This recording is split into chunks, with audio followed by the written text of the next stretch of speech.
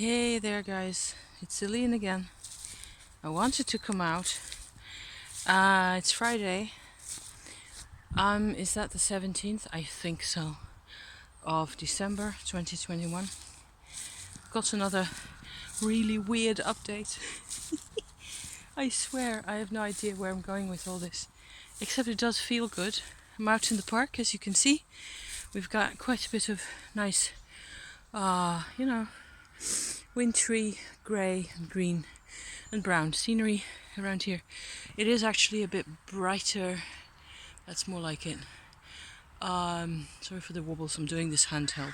I haven't even got a selfie stick, because I forget to get those things. Okay, so I try to get myself in the back of this kind of a swampy business back here. Nice ivy covered trees. They're very much alive. They're poplar trees and they will come out with buds pretty soon. They did a lot of cutting in the ivy because it was really all over, and now it's only a couple of trees that have got some of the ivy left still.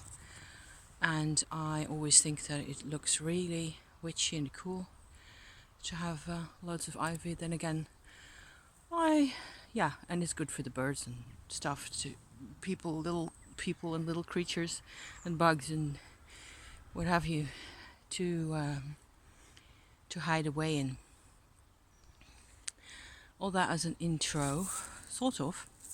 It's going to be a really vague, rambly sort of vlog. I'm going to sort of move over here. I would like nothing better than to stick my phone into the ivy so that you'd maybe not see any of it. Let me see how this works. So I can actually... I've never done this before, like this. So, there. There's an ivy leaf. I'm just hoping... Hello. that it'll actually stay put like this. Trying to have a... Yeah. We'll see how this goes. A weird context for a weird day. Because I did into the meat of it here. I did a video, and I think it's more than two years ago, but I'm not completely sure. I'll find it and stick the link in the description for you guys who are, really interested. If you're really interested in this. It's about experiences I had up to that point with what's called the assemblage point. Kind of a recap, hopefully. I'm hoping to make some kind of sense. I feel that I normally am able to make some kind of sense, so I should be able to do that at this moment as well. I'm going to pick you up again because too many leaves like this. This is the actual tree here. See, lots of ivy. I'm just going to stand here and hold the phone and do it like this. The assemblage point, there's two people that I've found. There's links to more intel about what it is and explanations by other people about the assemblage point. Half of it is Carlos Castaneda, okay?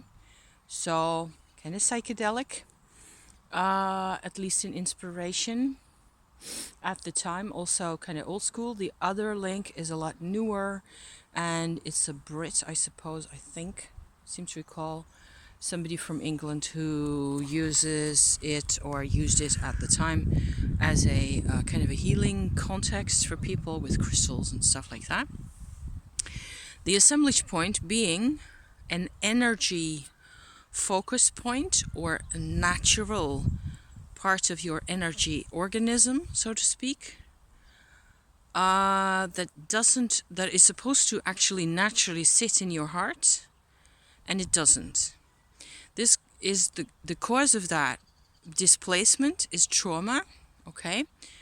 And it doesn't really repair itself naturally, I think. I've never really heard of that. I've seen this one guy who offered this kind of treatment with crystals that I mentioned. That used to be pre-pandemic times anyway.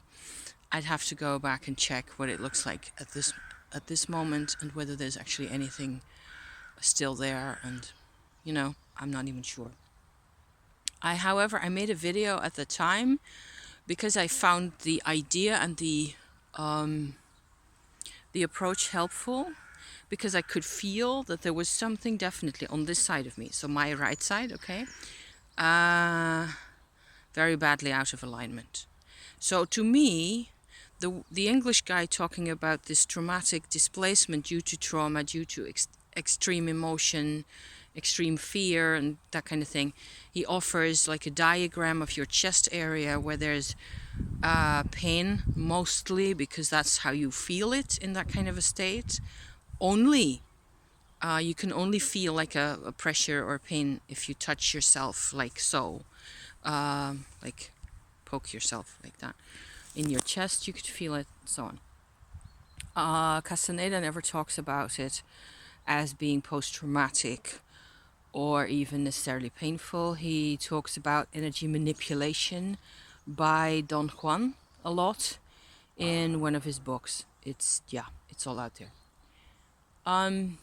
So I'm going to continue on walking that way because there's nobody here around anyway, so I might as well traipse through among the molehills and nettles and whatever else is here. Old poplar leaves, last year's. So I knew about this concept. I knew that it was kind of... ooh, there's a horsey out there. Can you hear him? He is right out there somewhere. Can you make an appearance? No, you don't. Well, he's very dark also. So maybe you will see a horse's head in there somewhere. I knew about this. I'd also kind of, over the past couple of years leastways, noticed a consistent kind of a sense of painful, slightly.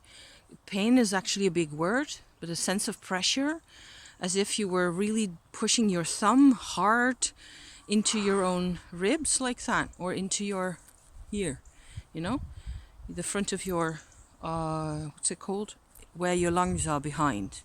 So in front of the lungs, this part of your chest area.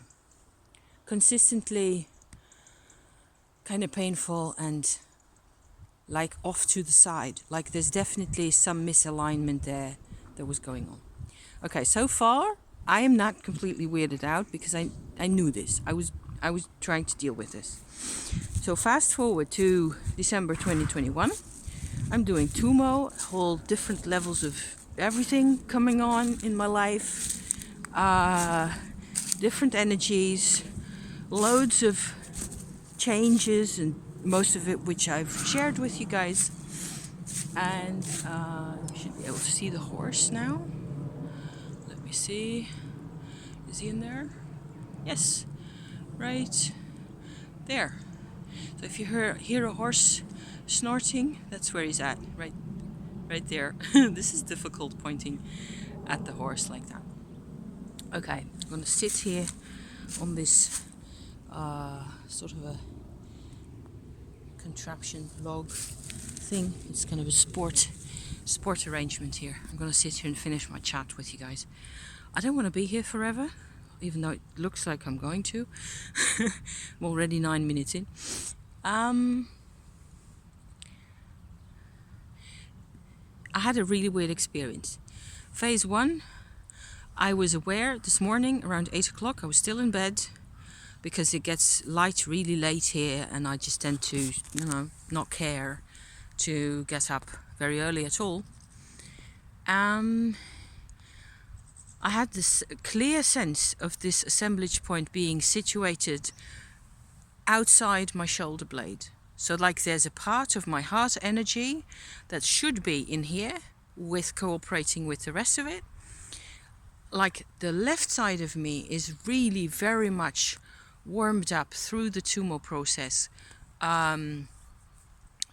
operational and active, and I'm emotional and I care about things and I can feel I'm alive and I can enjoy things, which is all great, great big pluses. I can feel safe on so many levels in the place I'm in. I can feel a sense of familiarity in where I am in my surroundings. I can feel like I'm at home mostly, There was always a mostly in there. There's always a sense of, because, the past is a very big country, and yeah. So I felt this sense of having this center of energy. It just became really clear and really present to me that the center, or some kind of an energy vortex, kind of a part of a chakra or whatever you want to call it, was situated out the back of my shoulder blade, like right underneath my shoulder blade, and about this much outside of my body. So I went there with my Tummo energy, which is like a constant field at the moment, a constant kind of a practice, at least when I'm relaxed enough, and basically when I'm in bed, there's always some level of Tummo going on, because that's how I do this. And then I could see I had a set of images. First image of a location where this energy was actually situated without any people or anything happening necessarily, like a small little vale, very sunlit, very bright, very pleasant. And the thing that communicated itself to me was, this is where that part of my heart energy went, because it couldn't be alive inside me. It had been chased out of my body basically, and it was really happy there because there were no people. It couldn't really be active or be involved in anything, but it just felt safe out there, and it was a sunshiny place, and it was pretty and beautiful, and it was fine. So one reason why it just stays this way. I'm just recording this for posterity because it's all nuts and weird. And who knows, maybe in the future this kind of info will be useful, who knows. And I believe what I go through,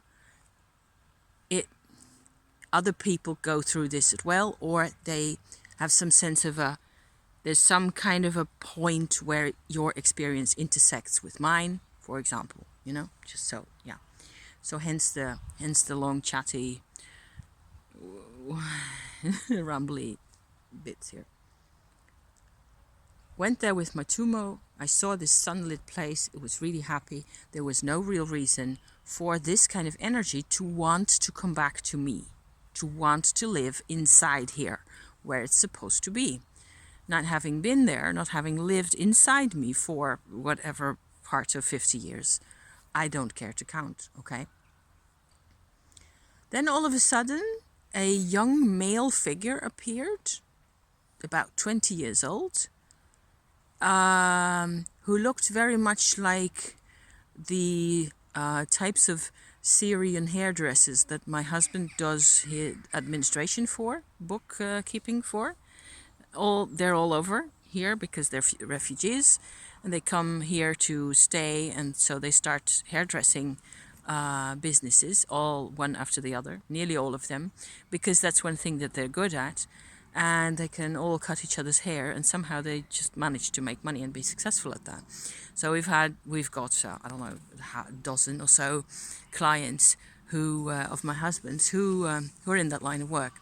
They all look perfect, okay? They've got this gorgeous black hair, often a black mustache or beard, small like that, and they're really masculine, kinds of generally very peaceful characters. They want to have fun and just, have their missus and the kids be safe and happy, and that's all there's to it, really. It was one of those guys, just like that. Not an individual that I know or anybody. It was a completely unknown figure. But he just really much looked a great deal like one of those hairdressers. And so I felt like, okay, so who the hell are you? What are you doing here? And it was like he came out of this sunlit area with my Tummo, And I sort of got this energy to go underneath my shoulder blade, trying to mimic for you what it felt like, to go into my chest area like that. And so like this was the active animus, kind of a part of my psyche, of my emotional psyche, if you like. I don't know, you tell me. And I could really feel this energy going in here and then interfacing with my left side that was a lot better established. It was like there was a huge big hole in here that this Ahmed is what I called him, because I think you have to have a name, so let me just call you Ahmed for now. I don't know what that's what you look like. You look very much like an Ahmed to me. So Ahmed was very welcome in here. The other half of me was kind of like, so there was a big kind of a sense of a border line, a surface between the two halves, which is like, that feels so freaky, and it feels like, you're like, whoa, what the hell? And it's so trippy. And your brain is clear. I mean, I was awake and I was dreaming and I was more or less sitting up in bed going through all this. It's nuts. Okay, I'm nuts. I'm officially a crazy person. So, looking from the perspective of Ahmed to the other side, there was this small female looking like a Humpty Dumpty character with a big shawl over the top of her head, like so, and no arms or legs that I could really see, and two like huge owl eyes, huge, big, enormous, round, circular eyes, looking back from under her scarf at the Ahmed character and going like, what's going on? Who's this? And yes, I can see kind of who you are, but I don't know what to do with you, and I'm just stuck here. And Ahmed just went and put his two big arms around Humpty Dumpty, the female Humpty Dumpty figure, and just held her like that. And there was Tummo all around, Tummo energy. And it felt really, after a while, it got to be a bit more peaceful. And even retelling it as it is right now, about, 6 hours later or so, it feels good and peaceful, and like I've got access to a whole new range of possibilities. I don't know, just life is suddenly becoming so much more interesting, and I will have to adjust for a bit longer to this kind of an energy. And why is it? Well, it's kind of okay, I think, that actually a part of the process went into visualization mode by itself. So one idea I would get from this myself, certainly, is why I never really liked somebody else's visualizations for me, because, they don't know where you're at. So you have to make up your own shit.